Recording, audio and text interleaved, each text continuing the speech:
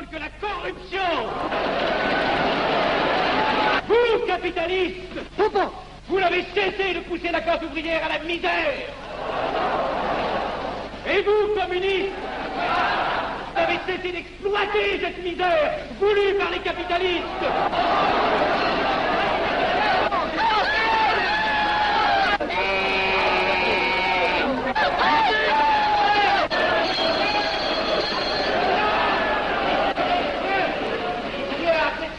Et vous tous, parlementaires, désuets et périmés, n'insultez pas le parlementarisme.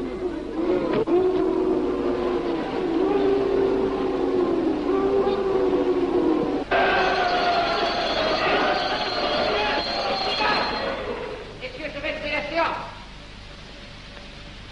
Continuez, monsieur Garcet. Messieurs, je n'ai plus rien à dire. J'ai eu conscience de vous dire quelques vérités, peut-être désagréables, mais utiles. Non, ce ne sont pas quelques interruptions qui m'arrêteront.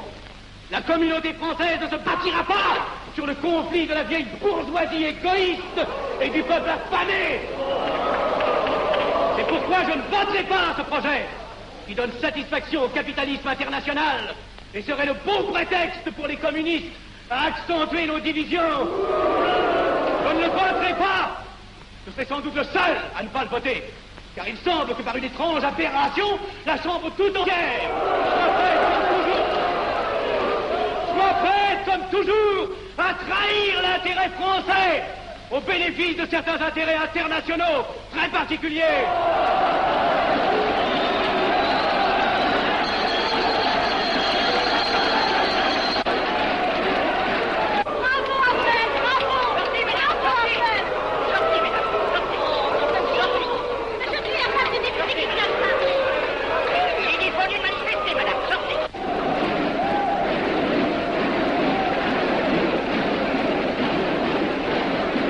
Il a du courage, ce petit Apnel. Ces petits nationaux trop puritains nous font perdre notre temps. Il faudrait l'éduquer un peu. De quelle loge est-il? Il n'est pas de chez nous, mon frère Dubois. Tout s'explique. Voilà un garçon intelligent qui a besoin d'une méthode et de conseils. Présentez-le donc. Il est sensible, il faudra procéder avec précaution. Envoyez-lui la rivière, il saura le persuader. J'y vais.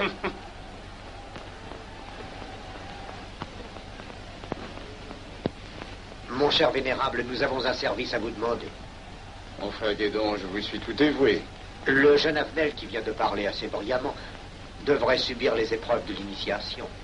La maçonnerie lui apporterait beaucoup et le disciplinerait.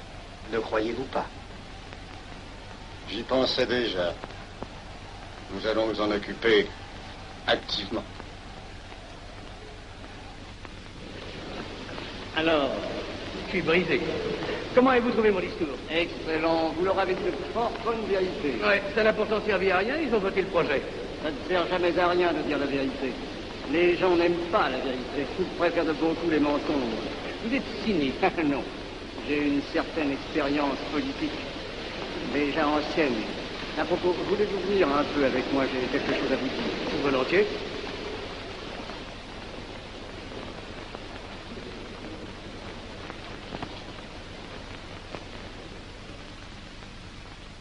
Oui, voyons, je voulais vous dire, si nous reprenions notre conversation sur la franc-maçonnerie, vous m'avez dit l'autre jour que vous étiez curieux de connaître cette association. Ah oui, on en dit tantôt du bien, tantôt du mal. Je vous avoue que je n'aime pas beaucoup les sociétés secrètes. Ah, enfin. La franc-maçonnerie n'est pas une société secrète. C'est une société discrète. Pourquoi éprouves-tu tant de répugnance à me voir entrer dans la franc-maçonnerie? Cette association me semble suspecte. Il ne doit y avoir que des arrivistes là-dedans. Non, voyons, nous sommes peut-être aussi des braves gens animés d'un idéal sincère. Le texte qu'ils m'ont donné est rempli de bonnes idées. Tu me diras que ce n'est qu'un programme affiché à l'entrée. Mais il me paraît loyal. Tu es un honnête homme, mon chéri. Mais tu as un grand défaut. Ah, et lequel? Tu ne vois jamais le mal. Tu imagines que les autres sont bons comme toi-même. C'est pourquoi tu as toujours des déceptions. N'importe, je suis décidé à tenter cette expérience. Alors fais-la. Je souhaite me tromper. Quand vas-tu te présenter chez ces gens? Mercredi. Déjà.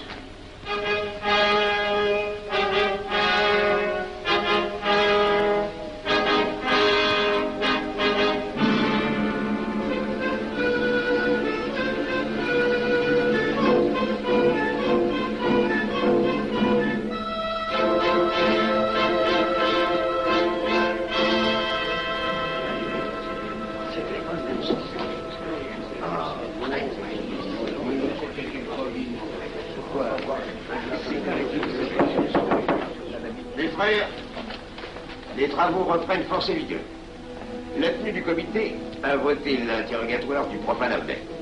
Nous allons lire les rapports confidentiels de nos enquêteurs. Pierre Abnel, né en 1902 à Laval, a fait sa première communion. Oh, mon frère, je vous en prie. Mais déclare ne pas pratiquer régulièrement. A même cessé de fréquenter l'église. Très bien. Mais s'avoue spiritualiste.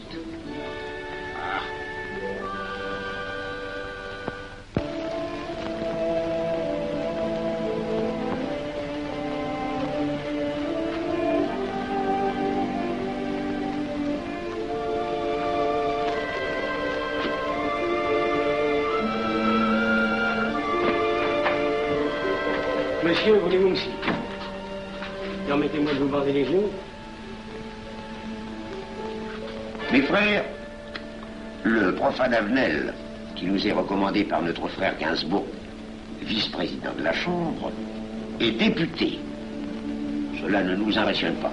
Nous devons surtout examiner ce qu'il pourra apporter à la franc-maçonnerie. Il nous faut des gens qui servent notre ordre et contribuent à sa puissance. Pour l'instant, il paraît afficher des idées nationales un peu trop absolues. Mais enfin, je voudrais vous prévenir d'une chose. Comme il est de notre intérêt de tenir en main un grand nombre de parlementaires, il vaudrait peut-être mieux ne pas lui poser des questions qui pourraient le choquer. On nous le signale comme assez sensible sur les questions spirituelles ou religieuses. Quand il aura travaillé quelque temps parmi nous, il aura évolué.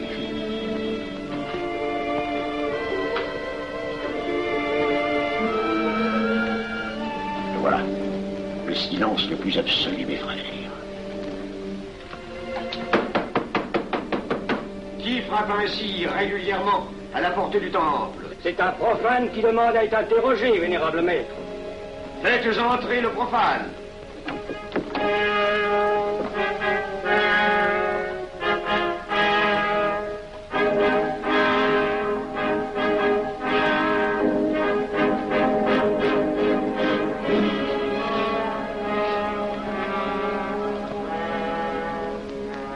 Monsieur, vous avez déclaré vouloir faire partie de la franc-maçonnerie. Mais nous désirons savoir qui vous êtes. Nous allons donc vous interroger sur vos sentiments, vos croyances, vos idées politiques. Répondez-nous sans vous troubler, mais en nous disant la plus stricte vérité. Consentez-vous à cet interrogatoire? J'y consens. Monsieur, croyez-vous en Dieu? Et pourquoi? Vous semblez être déçu par ce premier contact avec la maçonnerie. Mais l'interrogatoire est assez pénible. J'ai dû paraître ridicule. Vous vous trompez. D'autres qui sont passés avant vous ont moins bien répondu. Vous avez été reçu avec une majorité convenable, 16 voix contre 10. Comment, j'ai eu 10 voix contre moi? Non, non. 2 seulement. 2. Mais les voix d'opposition comptent pour 5. Ah, un opposant de plus, et vous étiez blackboulé. La maçonnerie est difficile sur le choix de ses candidats. Pas assez, mon cher, pas assez. Je dois même vous avertir que lorsque vous serez en loge, vous serez déçu. Le milieu maçonnique est épouvantablement médiocre. Vous verrez que vous lui apporterez plus que vous ne recevrez. Mais ces rites dont vous m'avez parlé, ces initiations mystérieuses... De bêtises. Il y en a qui y attachent un certain sens symbolique. La plupart des maçons ritent eux-mêmes de ces vieilles pratiques désuètes. Seulement le jour de votre initiation, tenez-vous bien, les épreuves de la cérémonie ne sont pas commodes.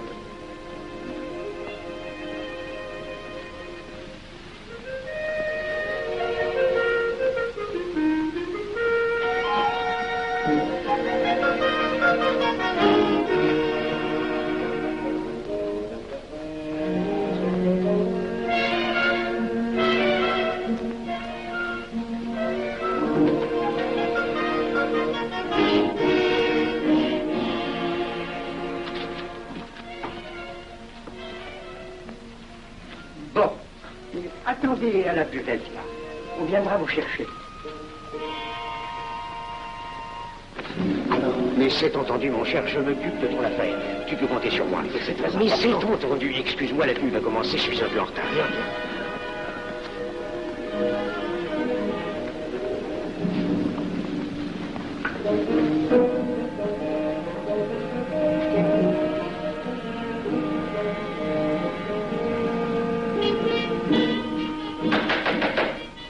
Prenez place, mes frères, nous allons ouvrir les travaux. Mon frère Durand, veuillez prendre place à l'ordre.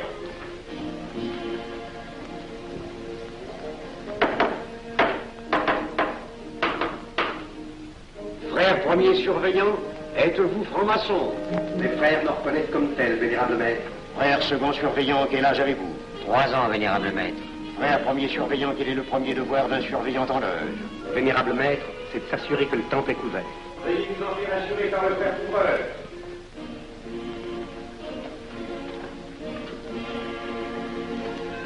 Le temple est couvert, vénérable maître. Frère second surveillant, quel est le second devoir des surveillants en loge? Vénérable maître, c'est de s'assurer que tous les frères présents sont membres réguliers de la loge ou visiteurs connus. Debout, et alors, mes frères. Frère premier et second surveillant, assurez-vous que tous les frères rangés devant vos colonnes sont membres réguliers de la loge ou visiteurs connus.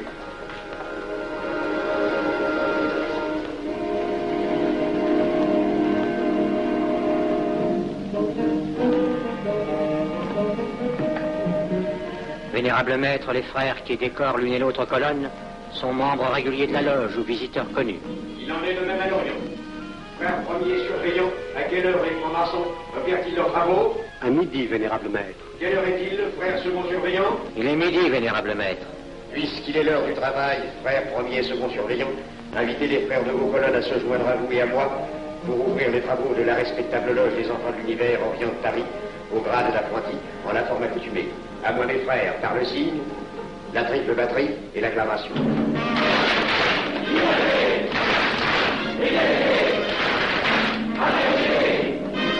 Prenez place, mes frères, les travaux sont ouverts. Mes frères, l'ordre du jour appelle l'initiation du profane Avenel. L'atelier a voté dans une précédente tenue la mission du dit profane. Nous allons donc ce soir le recevoir solennellement.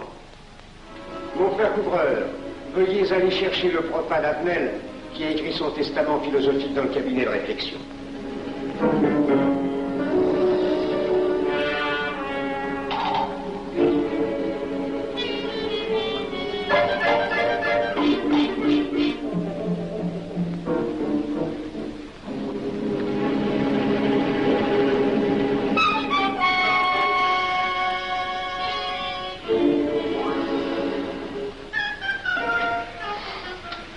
Rigolo leur truc.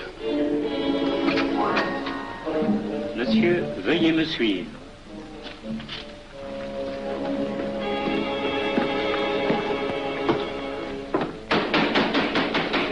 Qui frappe ainsi régulièrement à la porte du temple? Vénérable maître, c'est un profane qui demande à être reçu maçon s'il en est jugé digne. Frères, armez-vous de vos glaives. Faites entrer le profane.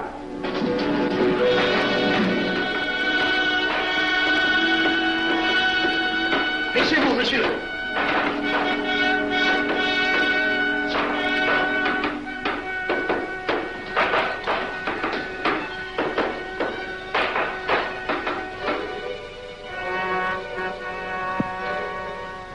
Monsieur, cette épée que vous sentez sur votre poitrine est toujours levée pour punir le parjure.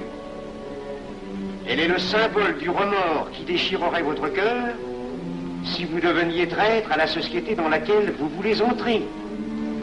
Est-ce de votre propre volonté, en pleine liberté, que vous vous présentez parmi nous? Oui. C'est une institution qui ne procède que d'elle-même. Elle prend sa force dans la raison. Persistez-vous toujours dans vos intentions? Êtes-vous bien déterminé à vous soumettre aux épreuves, quelles qu'elles puissent être? J'y consens. En ce cas, confiez-vous à la main qui va diriger vos pas. Mais comme il serait imprudent de s'imposer des obligations dont on ne connaîtrait pas l'étendue, il est de la sagesse de cette respectable assemblée de vous dire quels seront vos devoirs si elle vous admet dans son sein.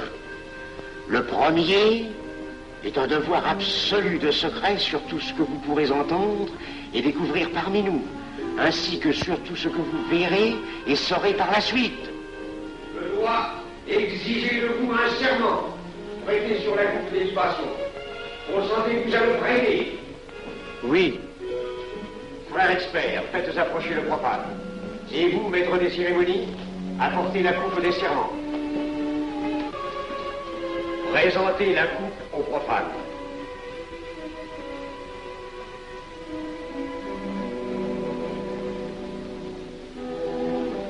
Prononcez avec moi le serment.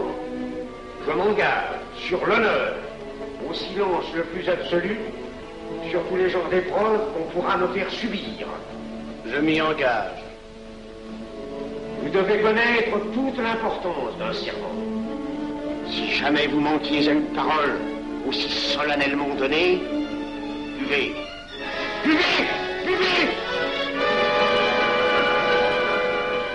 Que ce breuvage amer soit pour vous le symbole de l'amertume et du remords que laisserait dans votre cœur le parjure qui aurait souillé vos lèvres. Frère expert, emparez-vous du profane et faites-lui faire son premier voyage.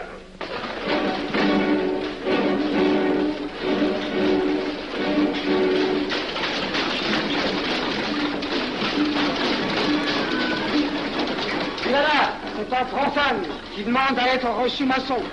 Comment ose-t-il l'espérer? C'est qu'il est libre et de bonne mœur. Puisqu'il en est ainsi, qu'il passe.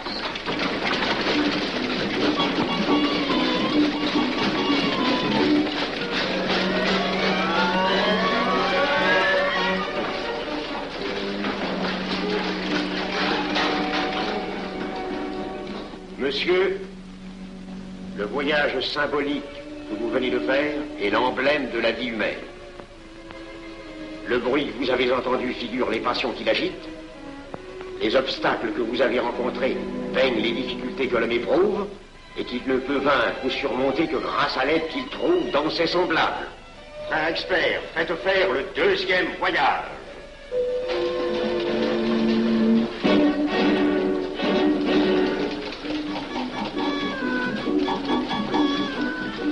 Qui va là?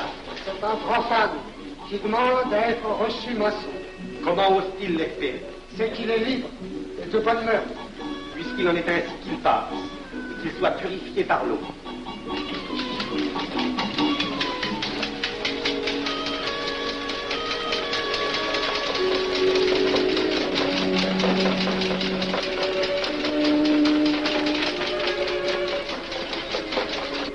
Monsieur, nous avons procédé à l'épreuve de l'eau qui représente l'épuration de votre esprit naissant à la vie maçonnique. Votre cœur doit être limpide comme l'eau pure. Frère expert, faites faire le troisième voyage.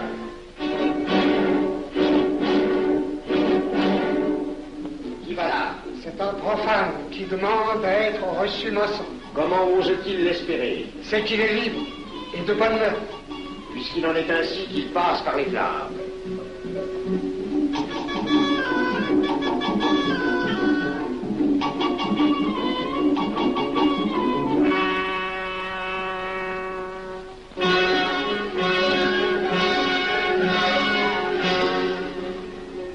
Monsieur, les flammes dont vous avez été environné ont achevé vos épreuves. L'ordre maçonnique dans lequel vous demandez à être admis pourra peut-être un jour exiger que vous versiez jusqu'à la dernière goutte de votre sang pour sa défense et celle de vos frères. Je vais maintenant vous faire prêter serment à la franc-maçonnerie. Frère expert, amenez le profane à l'autel. Les frères, debout, à l'ordre et glaive aux mains.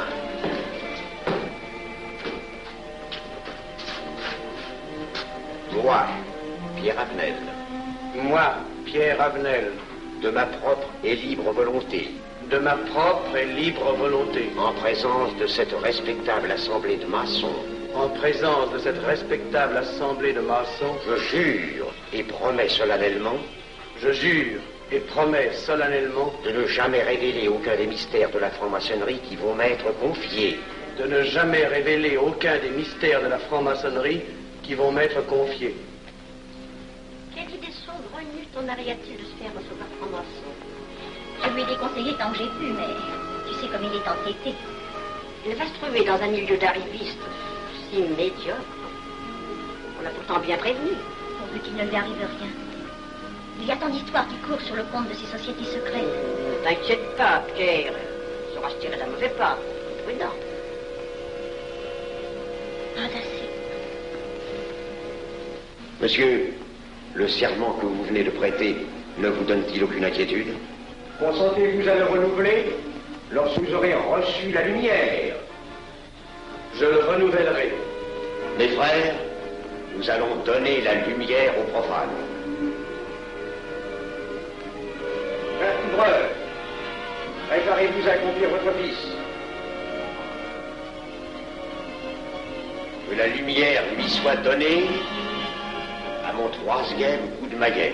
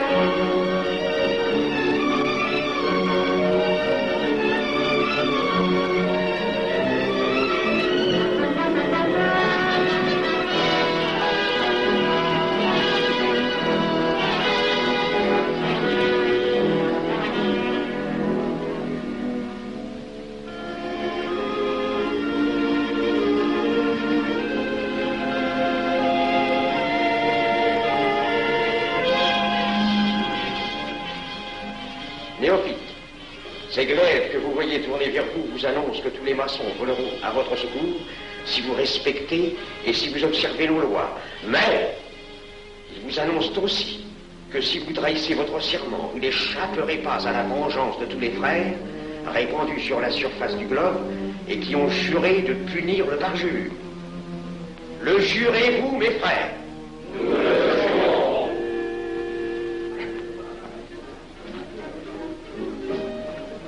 Mes frères, à la santé de notre nouveau frère. À votre santé.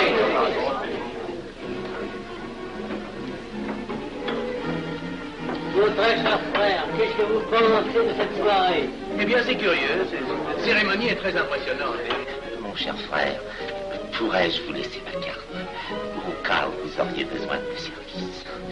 Je vends de tout, de la bonneterie, des chaussures, du savon à nettoyer invraisemblable. Tu permets, mon cher Lévi-Stein? Je t'en prie. Mon frère Avenel, nous allons bientôt vous mettre à contribution. Oui, un de nos amis de notre loge voudrait un bureau de tabac. Le Grand Orient est submergé de monde en ce moment. Avec vous, ça ira peut-être un peu plus vite. Volontiers. Je vous remercie. Ah, dans quelque temps, je vous parlerai aussi d'une autre affaire. Depuis plusieurs années, j'ai droit à la Légion d'honneur. Je ne m'en suis jamais occupé, je n'ai pas dérangé vos amis pour ça, on leur demande déjà tellement de choses, n'est-ce pas? Vous m'aiderez? À votre service. Merci beaucoup. Alors, on nous voit. Ah non, pas comme ça. Voyez-vous, des petits coups secs avec le pouce, là, comme ça. Bon, essayez. Bon, et ben voilà. Avec ce signal-là, on ouvre toutes les portes.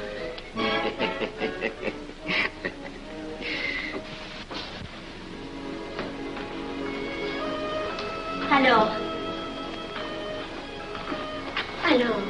content? Bon. Tu as l'air contrarié. Oh non. Déjà déçu? Pas encore. Tu me raconteras la séance. Ah, j'ai juré de ne rien dire. Même à moi? Écoute, c'était pas ridicule. C'était étrange.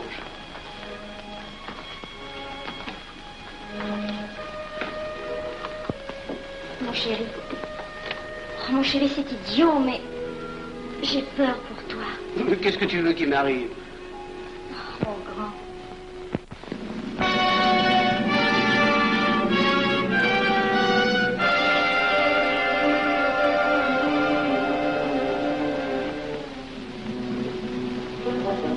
Mon très cher frère Abnel, vous êtes député. J'ai un service à vous demander. Tous les détails sur la plomberie. Mon très cher frère, si vous pouviez m'obtenir cette place, vous me feriez plaisir. Mon cher, donnez donc un coup de téléphone au préfet, qu'il m'ôte cette contravention. Demandez la liberté, le scandale fascinateur. Mon très cher frère Abnel, j'ai besoin d'un bon témoin de moralité dans un procès. C'est un de nos frères qui passe en correctionnel. Il est bien un peu coupable, mais avec un peu d'appui. Et pour manifester cette solidarité maçonnique, je suis sûr que vous voudrez bien vivre.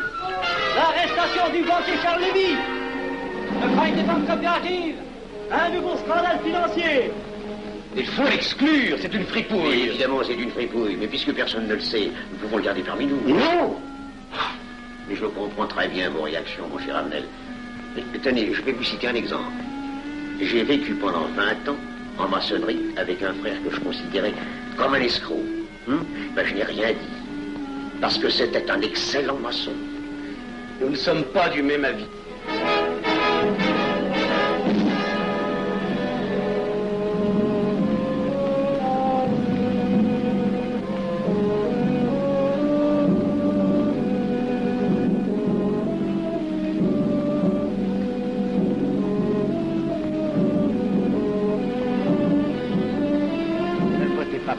Pourquoi? C'est un adversaire de la maçonnerie. Mais son projet est excellent. Qu'importe, il nous dessert. Vous n'avez pas l'air de mon avis. Non. Non, et non, je ne ferai pas ce que vous voulez. Je vous demande de vous conformer à la discipline républicaine. La discipline républicaine et maçonnique. Je sais ce que c'est, allez, c'est une canaillerie.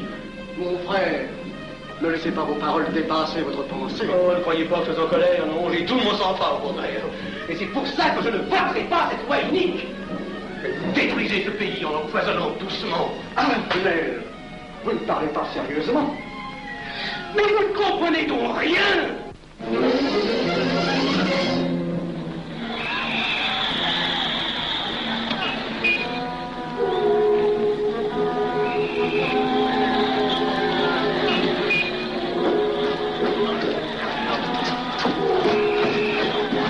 Que se passe-t-il? Regardez.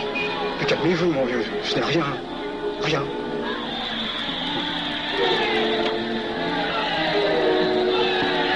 Que croyez-vous qu'on doit faire? Rien.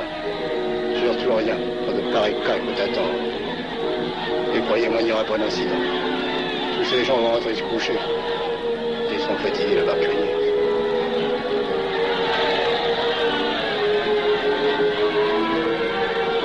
Qu'en pensez-vous, Abnel? Je voudrais être avec eux, place de la Concorde. Vous ne parlez pas sérieusement? J'ai pas envie de rire.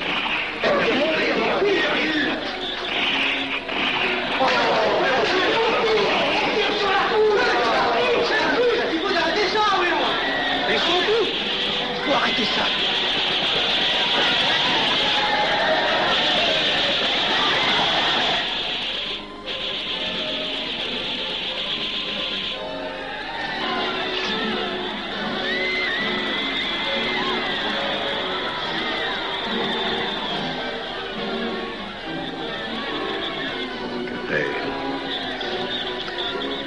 Trop tard.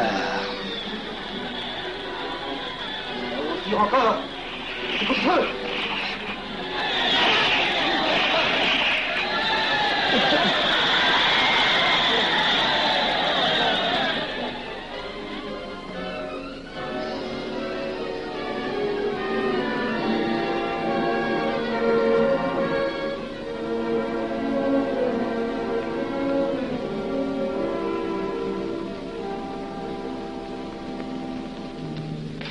Messieurs, nous avons établi définitivement la liste des membres de la commission d'enquête. Tout le monde est bien d'accord pour la soumettre au vote de la Chambre. Pas d'objection? Le projet est accepté à l'unanimité. La séance est levée.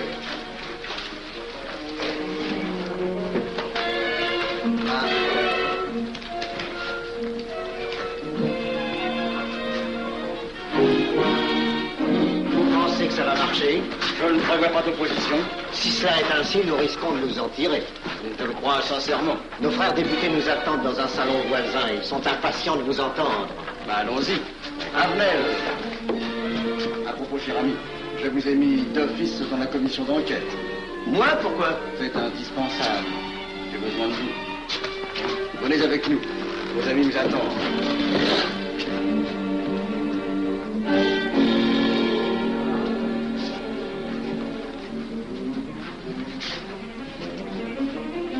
Mes frères, puisque nous sommes entre nous, je puis vous dire bien confidentiellement que nous allons traverser ces événements graves sans trop de dommages. La commission vient d'accepter tout à l'heure les listes que nous avons proposées pour la commission d'enquête. Beaucoup de nos adversaires en font partie, mais dans l'ensemble, les maçons sont encore en majorité. Rassurez-vous donc, ni la République ni la maçonnerie ne sont perdues. Elles ont traversé une crise grave. Elles sortiront renforcées de cette épreuve. Merci.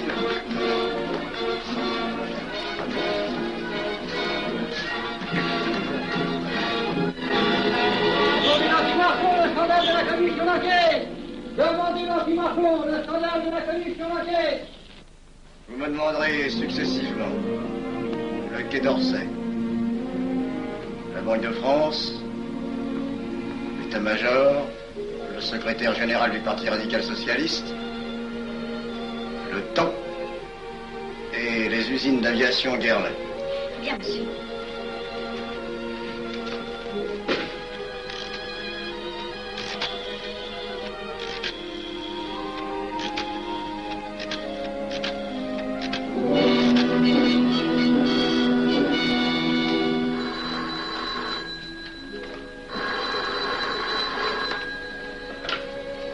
Allô, le chef de cabinet du ministre.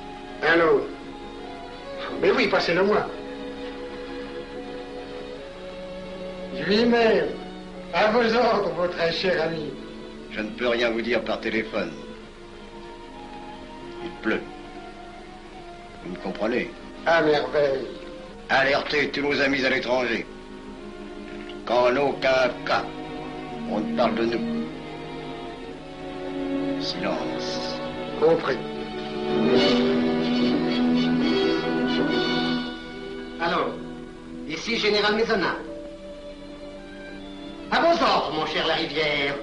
Je compte sur vous, mon cher général, pour que l'armée ne varie pas politiquement. Elle doit rester divisée, avant tout. Ne craignez rien, j'ai déjà procédé à des changements importants. Tous les officiers suspects d'être contre nous ont été éloignés de Paris et séparés les uns des autres. Mes frères, il est indispensable de franchir cette mauvaise passe. Il ne faut pas trop de mouvement de bourse. N'est-ce pas, mon frère sous-gouverneur? Nous maintiendrons la monnaie. La presse de droite doit essayer d'attaquer la presse de gauche. Il faudra quelque temps pour donner le change. C'est entendu.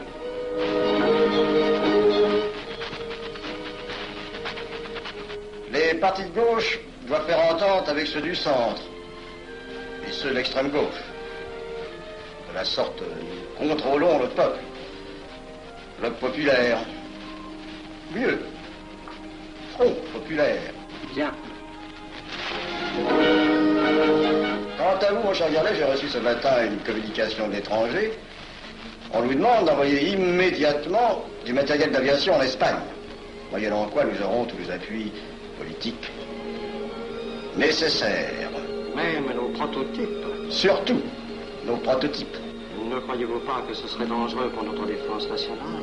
Faites ce que je vous dis.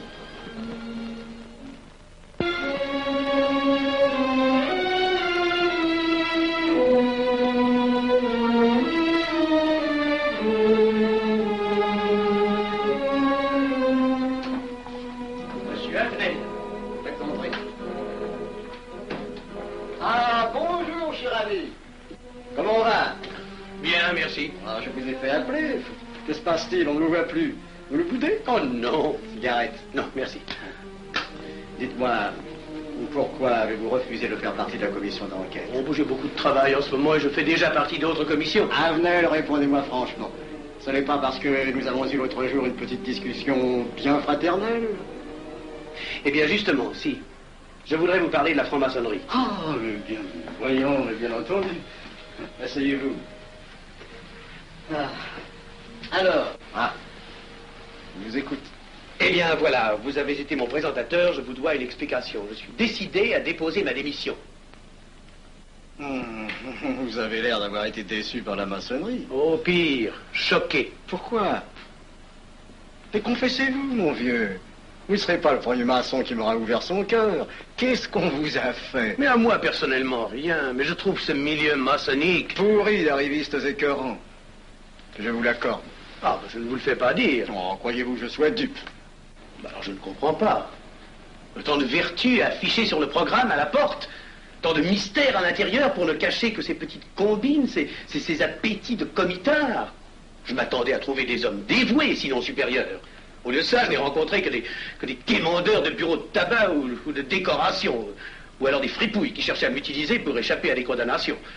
En dehors d'eux, des phraseurs, des sectaires, ignorant tout, ne connaissant rien de l'histoire de leur pays, rien de l'histoire du monde, rien de la politique, rien de la philosophie, rien. Ah, des cerveaux vides, mais des dents longues et des langues folles. Et c'est cela qui gouverne la France. Quel grade avez-vous maintenant? J'ai été initié à la maîtrise il y a peu de temps. Eh bien, si vous avez le courage de vivre encore quelques années dans la médiocrité des ateliers bleus, vous passerez ensuite aux ateliers supérieurs. C'est mieux? C'est autre chose. Voyons, vous êtes 33e, n'est-ce pas? C'est le grade le plus haut dans la maçonnerie. Mon petit Avenel, je vais vous révéler, quoique je ne le doive pas, ces fameux secrets maçonniques dont on fait tant de mystères. En maçonnerie, on cache tout aux petites gens. En bas, vous ne savez rien. En haut, vous commencez à voir un peu plus clair dans le jeu mondial. Moi-même, je ne suis pas totalement éclairé sur les intentions des dirigeants de notre ordre. Et quand je dis dirigeants, je me trompe. Il n'y a pas de chef chez nous. Il n'y a que des exécutants. Je suis un pion sur un échiquier, j'accomplis une fonction. Je reçois des messages. J'obéis. Je transmets. J'agis. Mais qui dirige? Personne. C'est beaucoup plus compliqué et simple en même temps qu'on ne pense. Qu'est-ce que la maçonnerie? Des groupes d'hommes qui se sont réunis aux quatre coins de l'univers pour enserrer le monde dans un réseau aux mailles infranchissables. Nous sommes 50 000 en France, 500 000 en Angleterre, 3 millions en Amérique, c'est peu. Mais c'est énorme, parce que nous formons un bloc uni d'une seule volonté. Nous rayonnons partout, nous commandons partout. Ici, 300 parlementaires sont francs-maçons. En Angleterre, le roi fait partie de notre ordre. Aux États-Unis, le président est 32e. Il n'y a pas un pays où nous n'ayons nos appuis secrets, nos hommes, nos banques, nos groupes dévoués. Et ceci n'est rien. Je ne vous montre là de la maçonnerie que la puissance physique. Il y a peut-être autre chose. Mais quoi? Une doctrine supérieure. Une antique expérience des forces du monde qui nous permet de pousser les peuples tantôt vers la vie, tantôt vers la mort, quand il le faut. La mort? Je croyais la maçonnerie attachée à la paix. À une certaine paix. Notre paix. Sinon,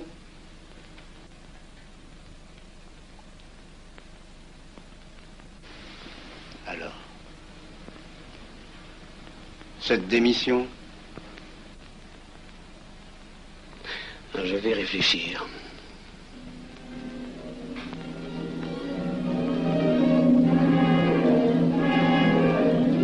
Alors, il n'y a qu'une solution, la guerre. Pour réussir à déclencher la guerre, la maçonnerie a besoin de tous ses hommes. Sur combien de voix pouvons-nous compter à la Chambre? Nos frères parlementaires sont à peu près tous sûrs. Sauf un, que j'oserais nommer, car il fait partie de notre loge. Qui donc? Avenel. Il tient des propos contre le Grand Orient qui l'accuse de vouloir déclarer la guerre à l'Europe. Je n'ai jamais eu confiance en ce type-là. C'est une faute de l'avoir laissé entrer ici. Nous pouvons encore leur amener de meilleurs sentiments. De que vous réussissiez. Qui sait, nous avons peut-être les moyens pour ça.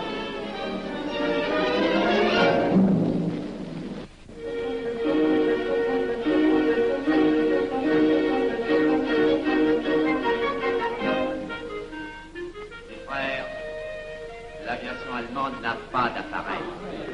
Plus de 2000 accidents d'avion l'année dernière en Allemagne. La ligne Siegfried est à peine construite. Les tanks allemands marchent difficilement. Un détail entre autres qui m'a été rapporté par un de nos frères. Quand leurs tanks sont entrés à Vienne, on s'est aperçu que certains d'entre eux étaient en carton et montés sur des hautes bicyclettes.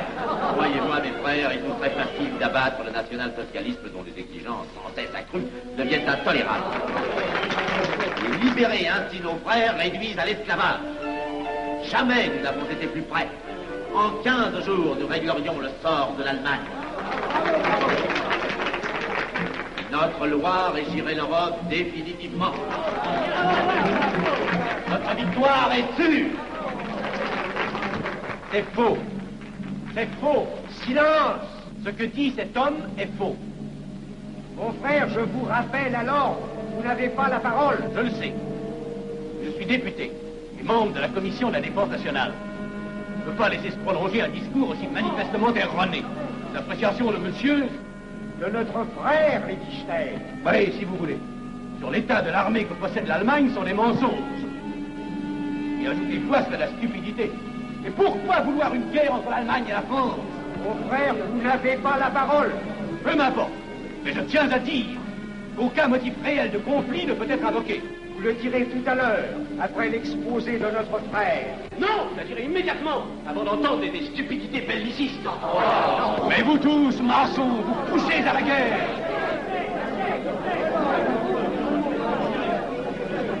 Pour que ce pays soit gouverné par vos lois, par les Juifs, et la maçonnerie surtout. Le peuple français ne se battra pas pour défendre une idéologie fumeuse, un régime ignoble, une république pourrie. Mon frère Avenel, je vous prie de couvrir le temple.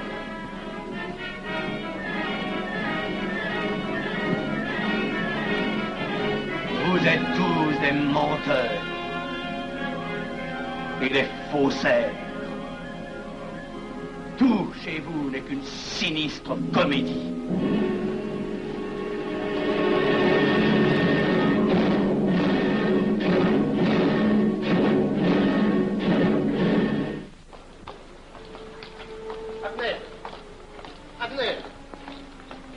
Avenel, excusez-moi, comme vous, j'habite Neuilly, c'est pourquoi je me permets de vous rejoindre. Oui, vous avez fort bien fait, monsieur. J'étais près de vous à la tenue. Je voulais vous féliciter. Oh, merci. Vous avez très bien fait de leur crier des vérités. Ce sont des fous. Malheureusement, il est impossible de leur faire entendre raison. Les événements sont pourtant indiscutables. Oui, oui. Dites-moi, j'ai des documents confidentiels sur l'action actuelle de la maçonnerie qui peut-être vous intéresseraient. Des documents? Oui, oui, des documents. Vous êtes député, il serait utile et urgent que je vous les communique. Mais je crois bien, où sont-ils? Chez moi, pas très loin d'ici. Si vous avez quelques minutes. Et volontiers, allons. Alors, qu'est-ce qu'on décide? Pétard ou couteau? Le couteau, ça fait moins de bruit. Attention, les voilà.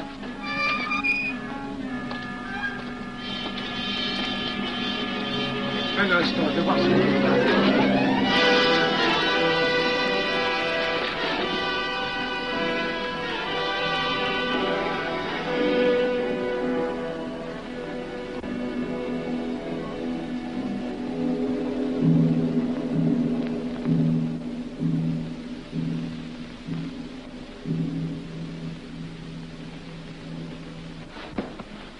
t'inquiète pas, mon chéri.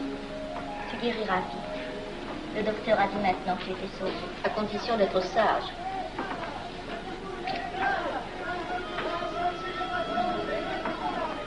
Qu'est-ce qu'on entend? C'est la mobilisation générale, mon chéri. Quoi, la mobilisation? Ne t'agite pas, je t'en supplie. Je n'aurais pas dû te le dire, mon Dieu.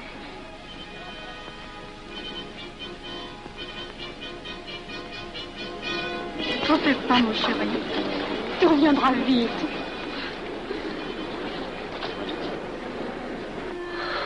Les brutes. Ils sont arrivés.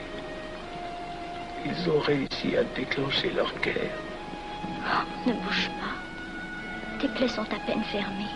Si j'étais pas tombé sous les coups de ces criminels, j'aurais peut-être pu arrêter ça. Mais non, tu n'aurais rien pu empêcher, mon chéri. Ces hommes sont plus forts que toi. Ils ne t'auraient pas manqué.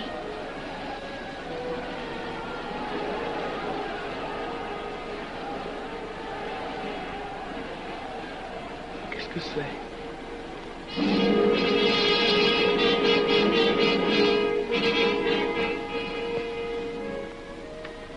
Les malheureux, s'ils savaient ce que je sais.